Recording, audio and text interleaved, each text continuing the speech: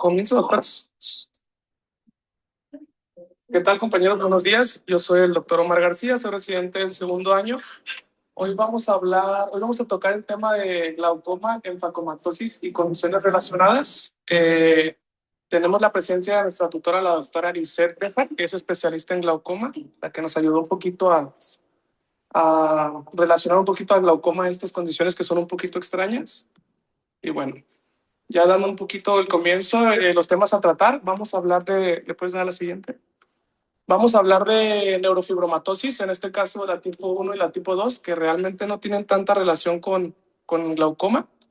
Pero también vamos a mencionar la hemangiomatosis encefalofacial, que es el síndrome de Sturger-Weber, que aquí sí ya hay un poquito más de relación con el tema de daño glaucomatoso.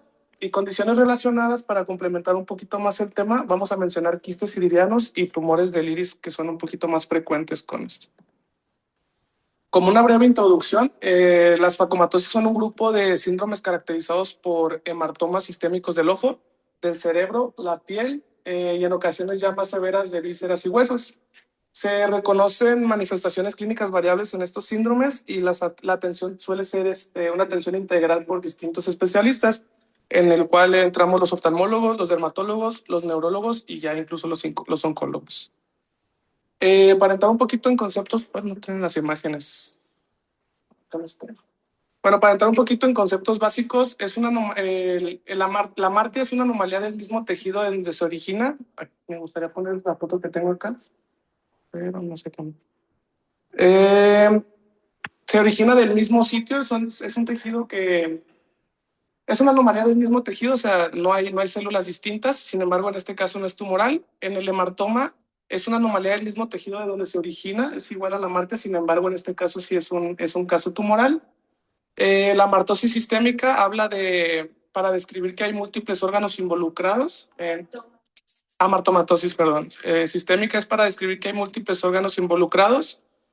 Y el coristoma se refiere a una malformación compuesta de elementos que normalmente derivan de otro tipo de tejido, en este caso tampoco es tumoral, y en el coristoma se refiere a una malformación compuesta de elementos que normalmente no derivan de este mismo tejido, y en este caso sí es tumoral. Un ejemplo claro para el hematoma es el hemargioblastoma de retina, que ocurre en el síndrome de von Hippel-Lindau, que no sé por qué no pude poner la foto. ¿Quién entendió que es una hematoma? Pues que es como una alteración benigna. ¿Y qué tiene que diferenciar con el tumor benigno?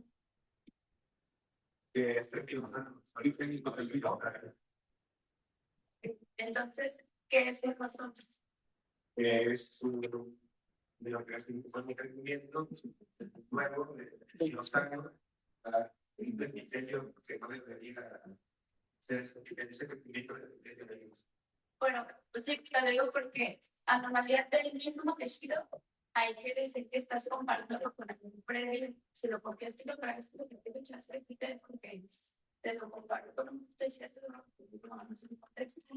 Anomalía del mismo tejido, del mismo de quién, no sabemos dónde se origina, pero esta sí es tumoral. Entonces, pues, sí, o sea, si vamos a poner un concepto, tiene que estar bien identificado. Y normalmente los libros de texto vienen muy bien. Es más fácil para el texto que de ChatGPT, para tener más claro el concepto. Y se los pregunto porque a veces me preguntaban en el examen del concepto que es una mato, pues igual de decir examen. ¿Y cuál es la diferencia de un coristoma y una hematoma? Que el coristoma es un tejido que normalmente no se encuentra en ese sitio, o sea, es tejido ajeno a la ubicación de donde está apareciendo la tumoración. Pero es lo mismo que me dijeron de la hematoma, que es ajeno, pero benigno. No, la hematoma no era ¿Del mismo tejido? ¿Ah? Ok, entonces es del mismo tejido y es una proliferación celular anómala, benigna, y el coristoma es la proliferación benigna anómala de un tejido normal en un sitio anormal. Eso es muy importante. Bueno, para dar una breve introducción, el término facoma fue utilizado por primera vez por Van Don Hoven en 1932, que proviene del griego facos, que hace referencia a lenteja o mancha, para agrupar enfermedades neurocutáneas como la esclerosis tuberosa y la neurofibromatosis. Estos generalmente se agrupan de forma general según las características comunes en su afección ocular, extraocular o sistémica, y ya sea de su naturaleza congénita. Recientemente hay entidades como el síndrome de Nevo organoide, la melanocitosis oculodérmica y la facomatosis pigmentovascular, que se han caracterizado como síndromes oculoneurocutáneos. Esa es la que sigue. Entrando un poquito más a neurofibromatosis, sus características es una afección multisistémica. Viene de un autosómico dominante con una penetrancia de hasta el 80% y en 50% se da como una mutación espontánea. La clasificación se clasifica en tres tipos: en neurofibromatosis tipo 1 o periférica, neurofibromatosis tipo 2 acústica o central o bilateral, y la neurofibromatosis tipo 3, que esta ya es es mixta, ya engloba los dos tipos de neurofibromatosis. Entrando a la neurofibromatosis tipo 1, o conocida también raramente por enfermedad de von Recklinghausen, fue descrita por primera vez por el doctor Friedrich Daniel von Recklinghausen en 1882, por eso su epónimo. Y esto puede involucrar párpado, conjuntiva y alteraciones del flujo de la salida del humor acuoso, que eso es lo que nos tiene que importar un poquito más a nosotros como abordaje el tema de glaucoma. Tiene una incidencia de 1 en 3,000. Son enfermedades, son síndromes poco frecuentes. La mitad de los pacientes se debe a una mutación nueva.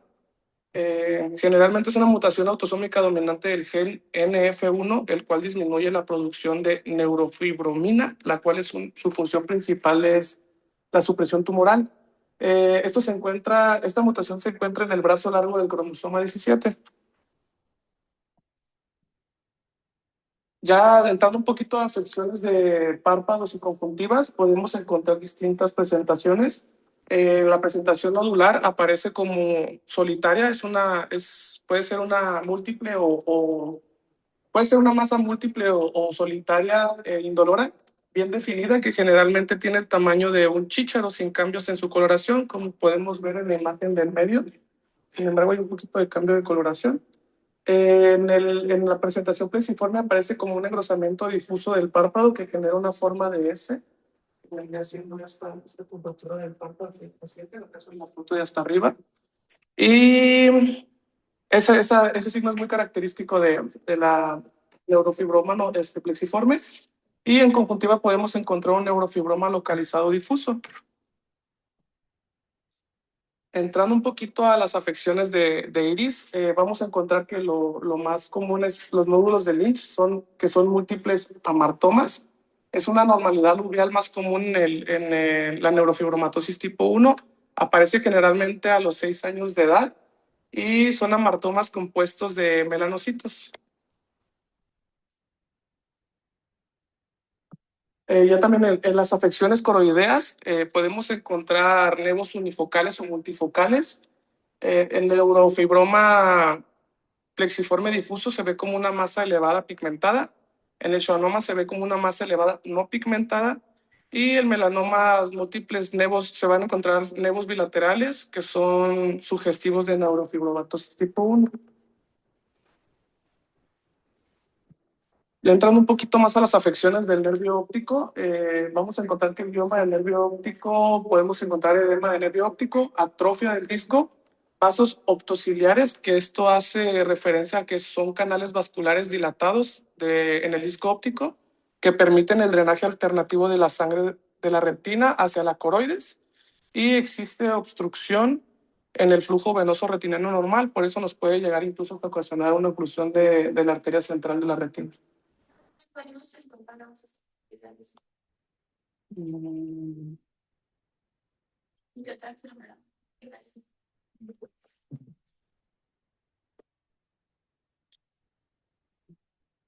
En general, en cualquier poco carbonal se pueden generar a lo largo de las fructosidades y también la atrofia secundaria izquierda. Los vasos oclusulares son como pues una especie de grito desesperado de la mácula por circulación o sanguínea. Por ejemplo, son muy característicos en los minisomas de la vaina. Le damos a la que siga. Y en este caso, también estábamos hablando de una tumoración una tumoración el nervio. La primaria las imágenes clínicas siempre nos tienen que ser muy indicativas.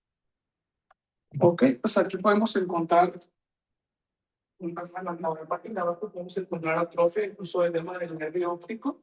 Me imagino ahí no saben identificarse, puedo darme cuenta si hay vasos subciliares o no. Entonces, si tú lo que estás presentando son vasos subciliares con una imagen donde sea súper negativa, de vasos subciliares. Yo también lo probé. ¿Y la de arriba?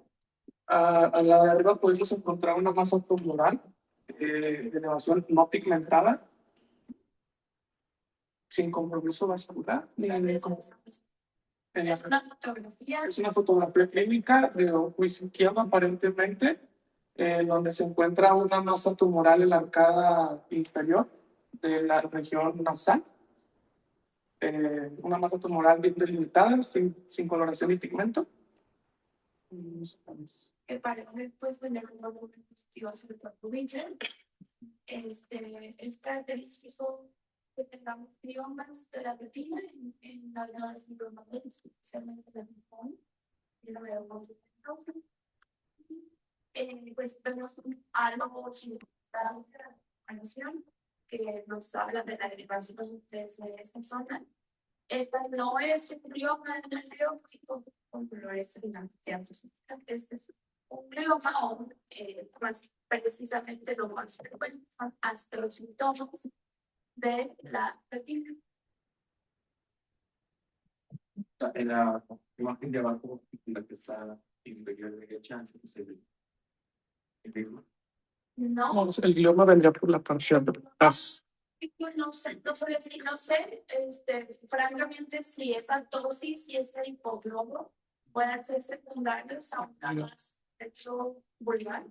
Si pudiera ser, no es una imagen más educativa del glioma, pero recientemente, pues, nosotros no vamos a ver una radiografía caminando hacia el escritorio o nada más una fijarnos sobre un personaje. Entonces, pues, lo que la idea de esta imagen es que hay que aportar sobre nuestras imágenes lo que te funcionan. Entonces, si vamos a poner una imagen, que la vamos a explicar bien, ¿no? Y nos va a servir. Y esto para todos en general en sus presentaciones. Si vamos a poner una imagen, hay que echar mano de ella. Ese desplazamiento inferior del globo ocular en un paciente pediátrico nos habla de una posible masa. Tenemos que descartar desde la ganancia. El dato muy sencillo, dicen en mi facultad, nos decían, si escuchas casos afuera, no pienses en camellos, piensa en, o sea, piensa en lo más frecuente. Entonces, si tengo un hipoglobo, un desplazamiento del globo ocular, puedo pensar que en una masa quística de grasa y ya más adelante en una masa incluso en hemangioma cavernosa, que es lo más frecuente de tumoraciones en los pacientes pediátricos en la órbita, pues puede darnos ese experimento.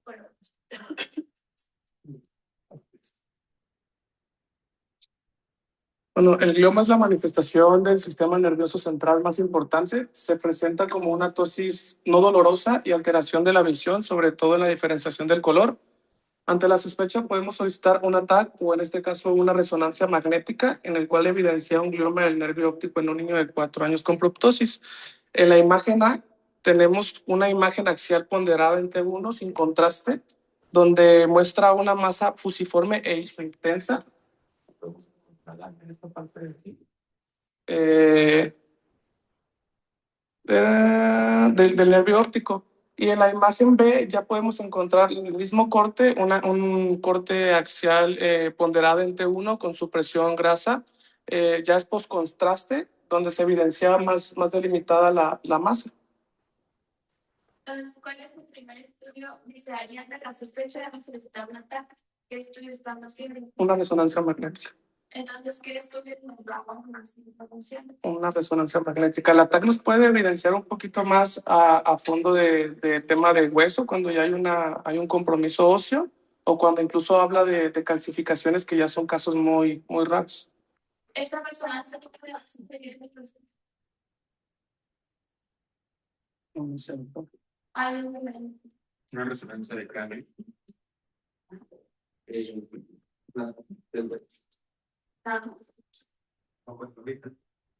Con foco en órbitas. Ok, entonces hagamos resonancia magnética digital con foco en órbitas. Secuencias. De 1 de 2, flare. 3 de 2, muy bien. Con o sin galeno. Con medio de contexto. Listo. Veamos a la que sigue. En los hallazgos radiológicos, el tumor se visualiza como un agrandamiento fusiforme de iso o hipoatenuante del nervio óptico.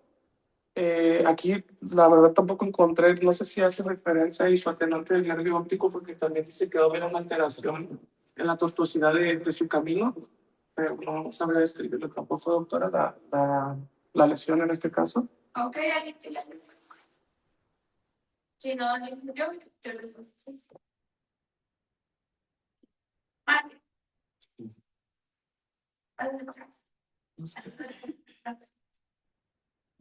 Nada de que nos quitan. Así yo tengo que tener una concentración.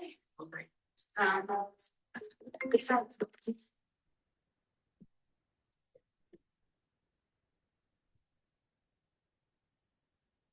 En esa parte de los técnicos exteriores.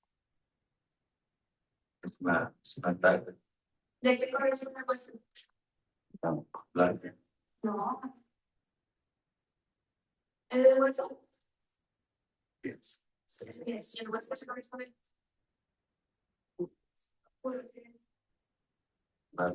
Es una razón principalmente en. ¿De qué color son los negros o blancos? Entonces, ¿qué es? ¿Blanca o ustedes? De uno, muy bien. ¿Qué más? Entonces, ya vamos. Resonancia magnética. Entre. ¿Qué más? Es corte. ¿Cuál es? Este es Puede ser coordinal, transversal o sagital. ¿Cuál es? Este es el transversal. Ajá. Y el otro es el sagital. Muy bien. ¿Qué más? ¿A qué altura estás? En el primero. Enfócate en el primero. No sé. Bueno, estás a nivel del cuello, a nivel del cerebelo, a nivel del tálamo, a nivel del puente, a nivel de la nariz. También una referencia a todo. Pues, Hay alguien que se no puede. Veamos. sería a nivel de órbita. Bueno, manera unitaria, también ahí sí nos gusta pues el inicio del bulbo.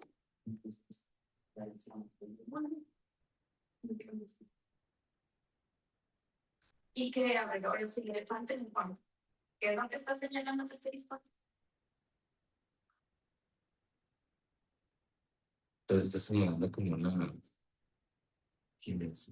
Cuando tienes un órgano par, cuando tienes un órgano par y vas a escribir una imagen, siempre tienes que ayudarte del lado sano para comparar el lado enfermo. Entonces, ¿qué le tienes que llevar a la esquina?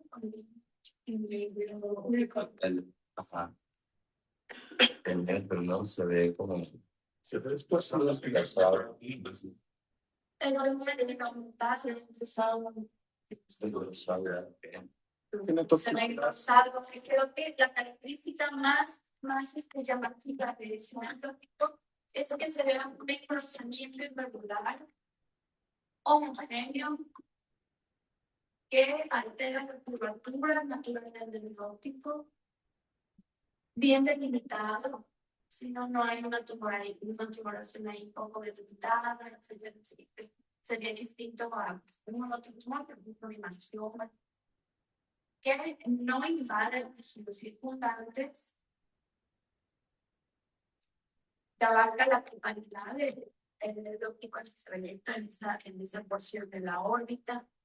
Sí. Ese es el tipo de características que tenemos que señalar. Muy bien, gracias, López. Gracias. Vamos. Para dar un diagnóstico se habla de distintos criterios. Hay que cumplir al menos 2 de los siguientes criterios que deben de estar presentes para poder dar un buen diagnóstico. Habla de unas manchas características que son mancha con café con leche, que se tienen que encontrar 6 manchas café con leche de más de 5 milímetros de diámetro en niños jóvenes, menos de 10 años, o 6 manchas café con leche de más de 15 milímetros en diámetro en adultos. Aquí están las manchas características de café con leche, las podemos observar. También va a haber pecas en la axila o región inguinal, que viene siendo el signo de Crohn. El neurofibroma cutáneo, que se tienen que encontrar 2 neurofibromas típicos o un neurofibroma plexiforme, como podemos ver en la imagen de aquí del medio. El glioma del nervio óptico, que es característico de la neurofibromatosis. Los nódulos de Leach en iris, que serían 2 lesiones hiperpigmentadas, que son un poco más fáciles de ver en iris y son claros, como lo podemos observar en la imagen de arriba. Y también hablaba de lesiones óseas, donde hay displasia esfenoidal o anomalías de huesos largos, ya cuando estamos hablando de una enfermedad. Esto es muy importante, los criterios diagnósticos, creo que es lo más importante de oftalmología cuando hagan una diagnóstico, ¿no? Porque el idioma neurológico es un diagnóstico y es algo que va a depender de los muy complicadores. También se mencionaba tener un familiar directo, es un criterio a considerar. Ajá. Sí, tiene. ¿Dónde se encuentra el caso? En el torso. Sí, sí, un comentario. En Guatemala me tocó llegar a esta niña con un glaucoma congénito aparentaba, que justamente tiene las manchas color ocre, y pues ya interrogando y viendo a la mamá, esta es foto de la mamá donde tiene todas las manchas en el brazo. Igual ahorita las comparto para que las, sí, claro. para que las vean. Está perfecto porque así se pueden dar cuenta de que esto no es una clase, es un paciente que les vaya bien. Y ustedes van a tener que decir, o le pueden poner un TP y mandarlo a las salas para tener que decidir qué es. ¿Cuál es la diferencia entre un nervio de iris y un nódulo de iris? ¿Cómo saber? ¿Cómo puedo saber si estoy viendo con áreas normales o estoy viendo con volumen? El nódulo tiene volumen. El nervio también, pero es más bien circular. Es una especie como de filamento. Para eso sirve el porte para la pintura y el porte es 75 grados.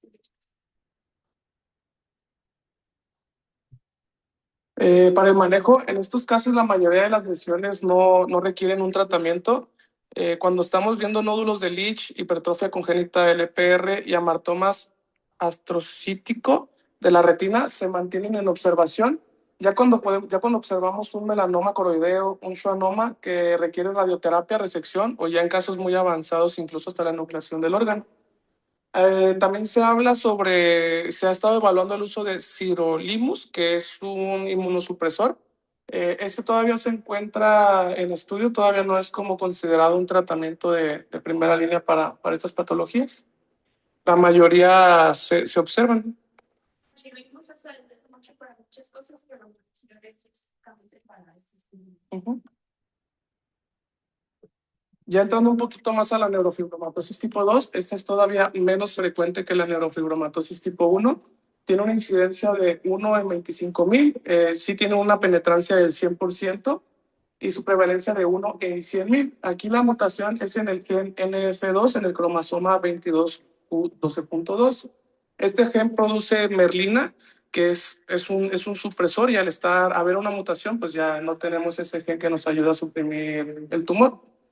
Podemos tener un desorden multisistémico con múltiples tumores en el sistema nervioso central, como schwannomas vestibulares bilaterales, schwannomas de la médula espinal, meningiomas, gliomas, y pues ya como dato oftalmológico, una catarata subcapsular posterior en pacientes jóvenes. Los hallazgos oftalmológicos, como lo mencionábamos, la catarata subcapsular, podemos encontrar membrana hiperretiniana, como lo podemos ver en la segunda foto, y el hematoma combinado de la retina.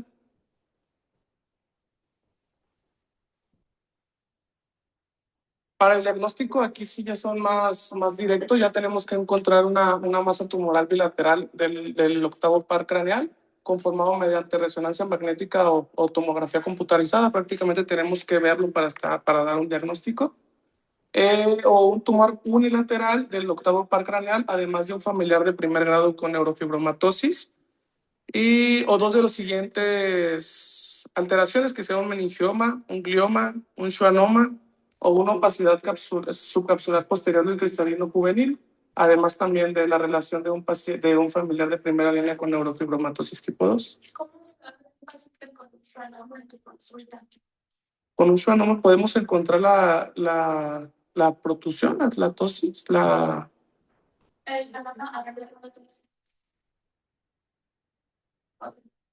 ¿dónde está el schwannoma?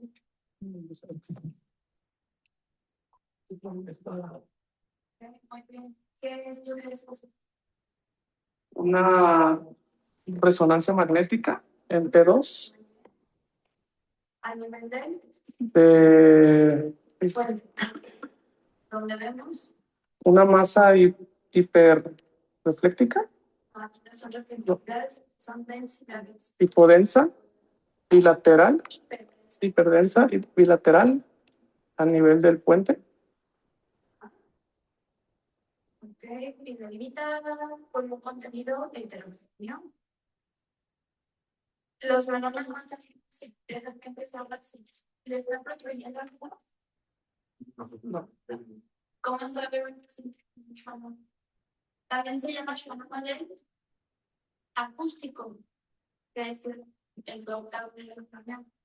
Entonces, ya para que vayan más rápido, no es más frecuente, pero sí mismo van a ver, es pues un paciente que primero que nada le va a llegar a la consulta. Si llega con ustedes, va a llegar a decir, me duele la cabeza. Me duele la cabeza, ya no puedo respirar, me mucho este lado, me la paso en el celular. Digo, porque los schwannomas del acústico no nada más son exclusivos de la neurofibromatosis tipo 2, también pueden dar por otras causas. Les puede llegar a vista, les puede llegar ya con alteraciones del nervio óptico en cuanto a atrofia, y puede llegar con pues efectos pupilares, todo ese tipo de una manifestación permanente. ¿La que sigue? ¿La que sigue? Para el tratamiento aquí se debe tener una evaluación oftalmológica, neurológica, dermatológica y, como comenta la doctora, también auditiva por el par craneal que se ve afectado. Aquí la radioterapia y la quimioterapia también está indicada, particularmente en ependimomas. Se ha hablado sobre el erlotinib y la patinib, que son inhibidores de crecimiento epidérmico cuando se encuentra, pero sí se encuentran estudios. Y sobre la membrana hiperretiniana hay que mantenerla en observación, a menos que nos genere alguna metamorfopsia o algún problema ya visual para que la intervenamos quirúrgicamente.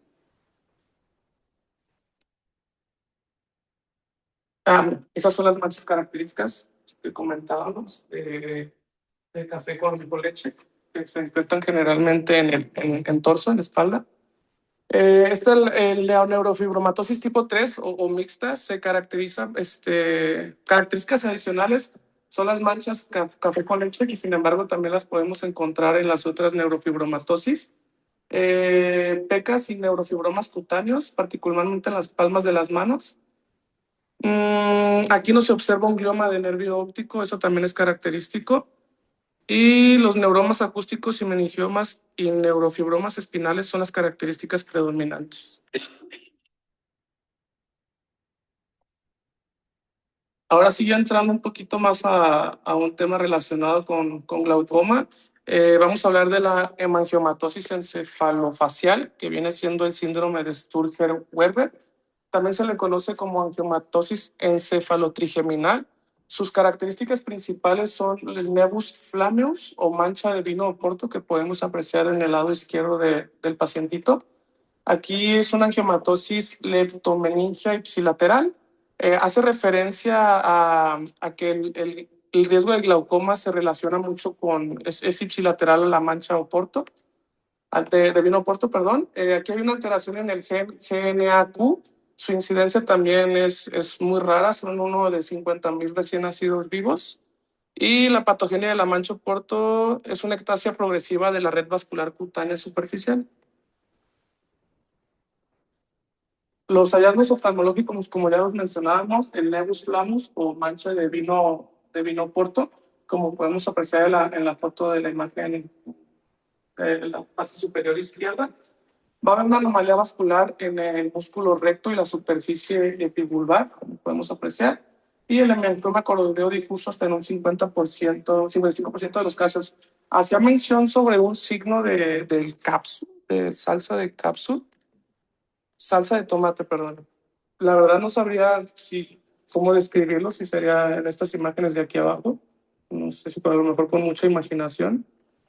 Aunque yo no lo he escuchado, supongo que debe ser parte de la. Entonces, que hay Le damos a la siguiente. En fondo de ojo, como les comentaba, el signo de salsa de tomate unilateral, se puede presentar desprendimiento de retina como complicación por la exudación de los vasos anómalos del hemangioma. La pérdida visual, pues al haber un desprendimiento de retina seroso o líquido subretiniano, pues puede ser la causa de la pérdida visual en el paciente, y pues hace mucho énfasis en que puede provocar un desprendimiento de retina total y por secundario un glaucoma neovascular. Los hallazgos oftalmológicos, el más común, vamos a encontrar glaucoma hasta en un 50-70% de los casos. Las anomalías del ángulo y de la cámara anterior causan glaucoma infantil en aproximadamente 60% de los pacientes. Y mientras que la presión venosa epiescleral desencadena un glaucoma, al tener hemangiomas va a haber presión para el drenaje del humor acuoso en el área epiescleral y va a desencadenar un glaucoma en el 40% de los pacientes jóvenes y adultos. Como les comentaba, el lado afectado con glaucoma suele ser ipsilateral a la mancha vino oporto. También hacía énfasis en el riesgo de glaucoma es mayor cuando la mancha vino oporto afecta a ambos párpados, hasta en un 72% de probabilidad. Para el tratamiento de las alteraciones coroideas y retinianas, es dirigido a reducir la fuga tumoral y también la destrucción del mismo tumor. Aquí se puede realizar fotocoagulación para lo mismo.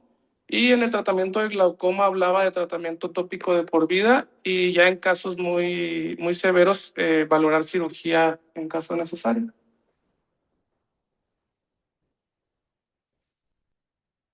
Ya entrando un poquito más a tumoraciones de iris y asociados a glaucoma. Aquí tuvimos que complementar un poco la clase. La doctora nos hizo el favor de pasar un artículo y una información para hablar un poquito más de esto. Vamos a la que sigue. Los quistes de iris, en su definición, es un quiste primario es un espacio estirpe entre el epitelio que envuelve una porción del iris sin una etiología identificable. ¿Qué quiere decir que es un espacio de estilo? Hay un... Dice, es un espacio de stipe de espacio de epitelio.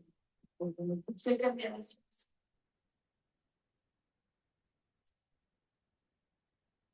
Es de tipo epitelial. Que separamos. Pero tú lo pusiste para que no se... No, sí. Ok.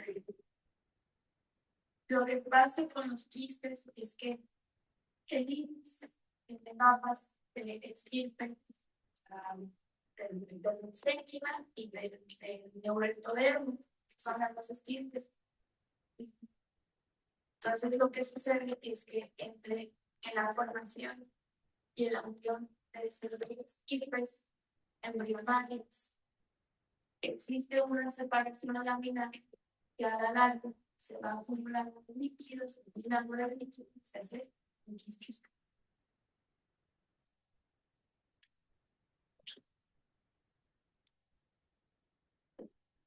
Ya hablando de quistes de iris, vamos a hablar del quiste del margen pupilar, o conocido también como ectopio nubial. Esta es la versión del epitelio pigmentario posterior del iris hacia la superficie anterior del mismo, como podemos observar en esta lesión que podemos ver aquí. Es poco frecuente y generalmente es unilateral. Le podemos dar a la que sigue. El quiste del epitelio posterior del iris, este es un diagnóstico diferencial del melanoma iridiano por las características que manifiesta. Son los quistes de iris más frecuentes, su diagnóstico más frecuente es en la etapa adulta y puede situarse en el margen pupilar, en la periferia media del iris o en su base. Aquí el estrés onular de la acomodación puede irritar mecánicamente el quiste y aumentar su tamaño con el paso de los años. Hay un reporte seriado de 69 ojos con quistes en donde se observaron, los 69 ojos, en donde solo 2 ojos tuvieron disminución de la agudeza visual. Uno fue por astigmatismo lenticular y el segundo por iritis secundario a un quiste muy grande o un trauma contuso. El quiste desapareció con tratamiento tras tratamiento para la iritis. En estos 7 de los pacientes, en este estudio, 7 pacientes, una disculpa, en este estudio, 7 de los pacientes tuvieron disminución del tamaño de sus quistes y el resto de los pacientes no hubo cambios en el tamaño. En quistes estromales todos crecieron y fueron necesarios retirarlos quirúrgicamente. Entonces, ahí tenemos quistes estromales, Estromales, quistes epiteliales, estomales epiteliales. los terceros que están tipificados como uno solo, son los quistes libres. Son los que andan por toda la cámara anterior. Súper raros, pero están tipificados. Los estomales son los que pueden llegar a tener más manifestaciones que de la primera imagen que se veía como esa parte de iris muy atrófica y descentrado. Es un quiste estomal, ese se identifica en la etapa infantil y puede llegar a ser células celulares y puede llegar a tener más síntomas y ese sigue detectado. El tratamiento, pues, la mayoría de las personas no funciona, o incluso dar fármacos como esfenilespina o... ¿Se hacía mención con punción con láser, doctora? ¿Con Jack láser? Sí, pero eso, pues, de todas maneras, es que sea un lavado de cámara anterior, entonces hay otros artículos mencionan que se puede hacer la punción de primera intención con la boca. Y en los dos tratamientos es normal. Y los epiteliales, a pesar de que son de origen embrionario, aparecen más en la etapa adulta de la vida, porque durante la vida se van llenando a la vez más y van siendo sintomáticos. Hay veces que son un hallazgo simplemente en la consulta y otras veces se necesitan síntomas. ¿Ya? Y en cuanto al glaucoma, pues es un diagnóstico diferencial de ángulo cerrado. Cuando ustedes, y esto lo vimos esta semana, cada semana, creo que fue el lunes, lo vimos con Ángel, vimos una paciente que llegó con varios quistes, tanto cerca de la pupila como cerca del cuerpo ciliar, que tenía elefantes, que no sé si tiene o no el ángulo estrecho. Pero aquí, por favor, yo me la ponía su pie. Bueno, pues ustedes también pueden ver que hay sectores del iris que se ven abultados, que se ven más cerrados, que no son consistentes con un ángulo estrecho popular. Y la paciente creo que lo seco o algo así. Tenía un macronismo, por lo cual también hubo que hacer un diagnóstico diferencial con glaucoma de ángulo cerrado. Entonces, miren cómo se tiene relación. Una cosa para la otra y la otra y la otra, una paciente con macronismo y quistes puede parecer un glaucoma de ángulo cerrado. Entonces, hay que hacer una buena estimulación. Y ustedes son los que tienen que ser los líderes de sus compañeros de abajo y de la consulta. Tenemos. Bueno, como manejo, ya mencionado también por la doctora, en la mayoría de los casos de los quistes vamos a únicamente observarlos mientras se mantengan asintomáticos. Si se produce algún cierre angular o algún daño glaucomatoso, hablaba de iridotomía periférica láser, punción del quiste con JAK o ya meramente en casos extremos con cirugía en primera intención, como lo comentaba la doctora, puncionar y a retirar el líquido del quiste. Entrando un poquito ya más a tumoraciones relacionados a glaucoma o glaucoma secundario relacionado más bien a tumoraciones intraoculares. La doctora me facilitó también un artículo en donde mencionaba distintos mecanismos que podían generar los tumores, un daño glaucomatoso, ya sea por invasión del ángulo, por siembra tumoral en el ángulo, por un cierre angular, vaya, que todos conllevan a lo mismo, o una neovascularización del ángulo. Podemos ya observar distintas ejemplificaciones donde podemos tener un cierre angular con el crecimiento de la tumoración. ¿Y cuándo sospechar de un tumor intraocular en un glaucoma? Cuando el glaucoma se encuentra unilateral, cuando hay un glaucoma refractario de tratamiento, cuando hay una masa vaya visible en iris que nos esté haciendo un cierre angular o una neovascularización del iris sin una causa evidente. Ya el primer tumor, bueno, ya entrando un poquito más a las tumoraciones de iris, vamos a hablar del melanocitoma de iris, que estas sus características es, creo que te avanzaste una de más. ¿Puedes regresar una? Aquí. Sus características del melanocitoma de iris es que es una tumoración benigna, es una masa elevada, bien delimitada y genera un glaucoma hasta en un 11% de sus casos. Aquí el tratamiento menciona observación o resección local y para el manejo del glaucoma en la mayoría de los casos habla de un manejo tópico.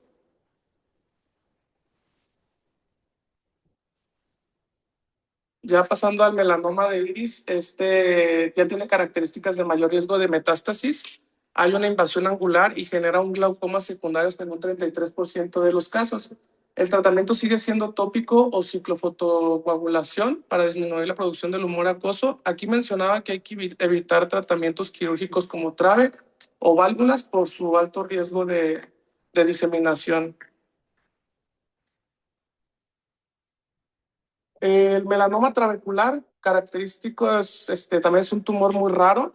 Se localiza en la malla trabecular y nos genera un glaucoma unilateral refractario.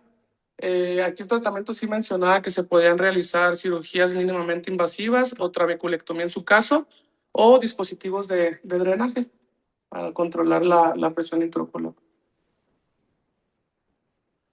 Y ya otra tumoración que no viene siendo meramente de iris o del ángulo, hablaba también de retinoblastoma, que tiene unas características que nos van a generar una neovascularización del iris en sus fases más avanzadas, un cierre angular por ende y un glaucoma. Aquí se presenta un glaucoma hasta en el 17% de los pacientes.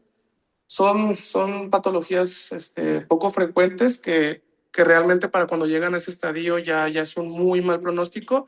Hablaba del tratamiento de quimioterapia, braquioterapia o ya en casos severos una enucleación del órgano. Sería otro. Dale, a donde está el ultrasonido y la bariatroscopía de los otros. Ay, gracias. Entonces, algo que yo quiero nada más resaltar es que si bien esto no es frecuente, sí se llega, es muy importante que lo tengan en cuenta porque si bien los autistas no son un problema, los tumores malignos sí. Entonces, ¿quién me puede decir diferencias que ustedes puedan observar entre este estudio, y darle una para adelante, y este estudio, ¿ok?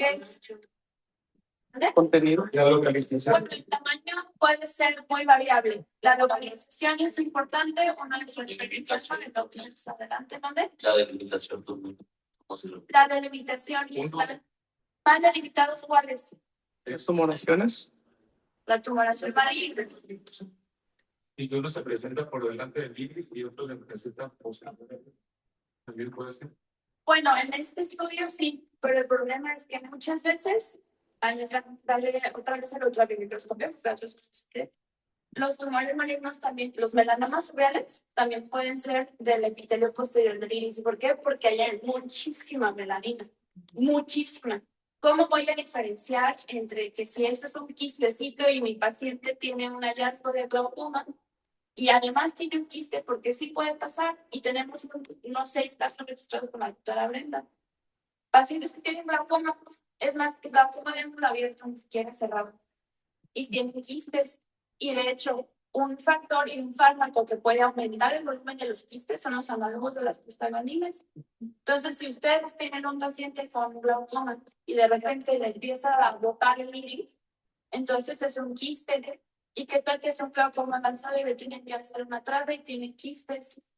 ¿Cómo vamos a saber si es un maligno o es un benigno? Uno se presenta. Con una ultramicroscopía. Las características son muy distintas.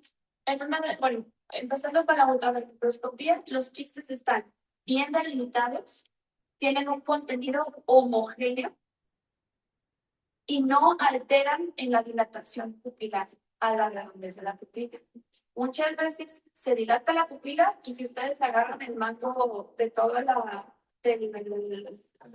de la hendidura y lo voltean así, es como si se asomaran de ladito a la pupila y pueden ver en muchas ocasiones, de hecho en los artículos que te mandé, los shields, cuando no había ultramicroscopía, así veían los quistes. Hay imágenes muy bonitas, los shields son padre e hija, son las personas que tienen más experiencia en tumoraciones en los ojos de la historia, son los que tienen más casos reportados desde la superficie hasta la colonias. Excepto de la fibroblastoma, ellos no se dedican a la blastoma. De ahí relacionar las plazas estamos entonces, muchas veces los tumores malignos, los melanomas de la parte posterior del iris, pueden tener el tumor y un quiste al lado, porque acuérdense que los tumores son muy vascularizados en cualquier parte del cuerpo.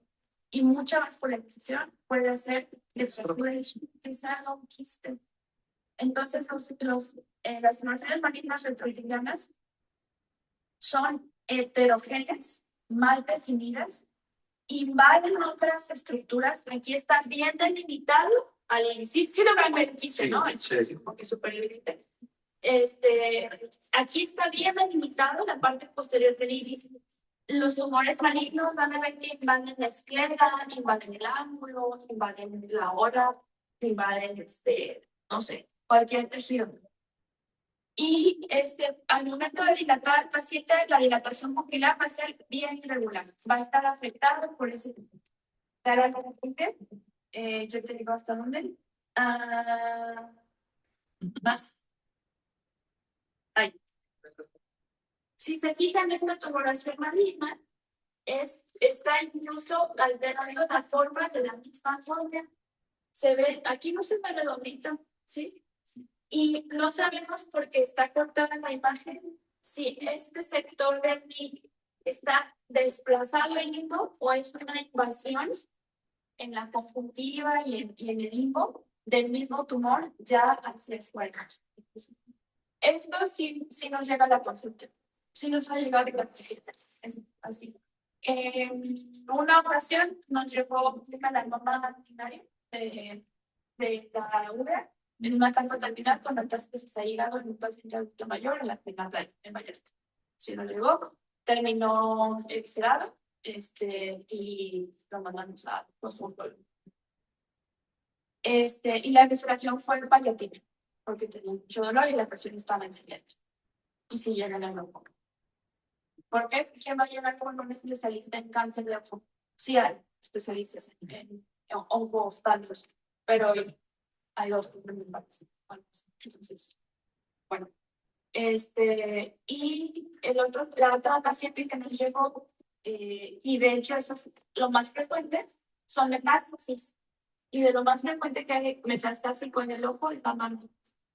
Entonces, pacientes, ustedes interrogan bien todo. Es que hace 6 años me dio tumor en la mama, me la quitaron, pero ya estoy bien, doctora, y lo ves.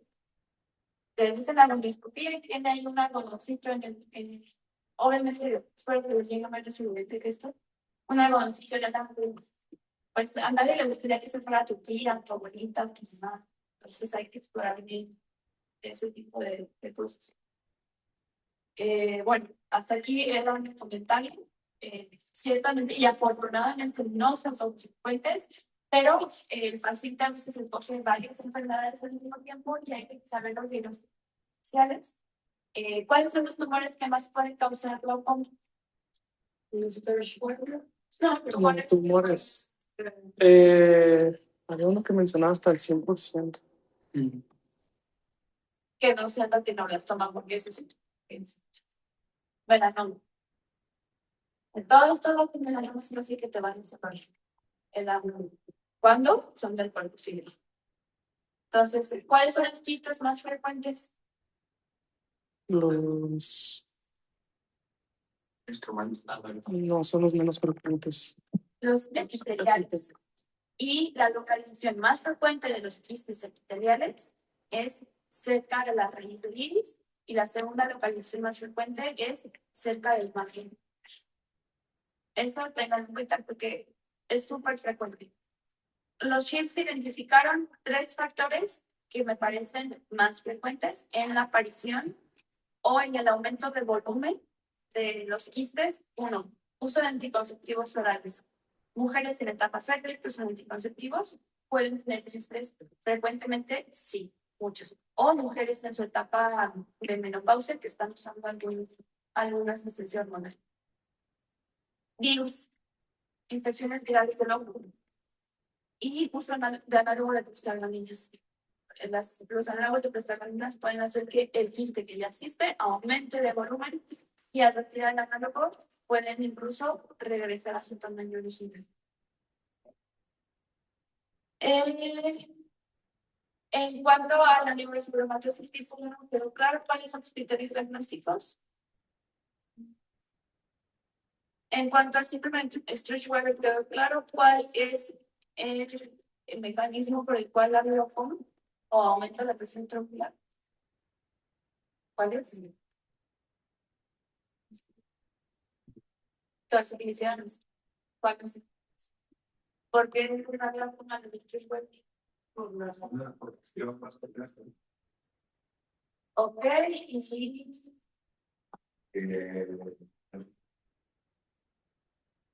Por ahí vas, ¿tienes la idea? Es un aumento de la presión escleral. ¿Por qué? Pues porque la escleral le da moratus, ¿no? Entonces aumenta la presión intraocular. ¿Quedó claro? Sí. Ok. Y si yo veo a un paciente con una mancha en el oporto, ¿qué tantas probabilidades tiene de tener glaucoma? Si es esencial que se tenga más de la mitad. O sea, casi que todas le van a tener glaucoma. Y si ahorita no tiene glaucoma, ¿qué voy a hacer? Porque eventualmente le puede dar. ¿Le puede dar otro tipo de glaucoma? Sí, también. O sea, hay gente que tiene así de malas suertes. Entonces, bueno, hasta aquí, ¿alguna duda, comentario, pregunta? ¿No? Bueno, muchas gracias.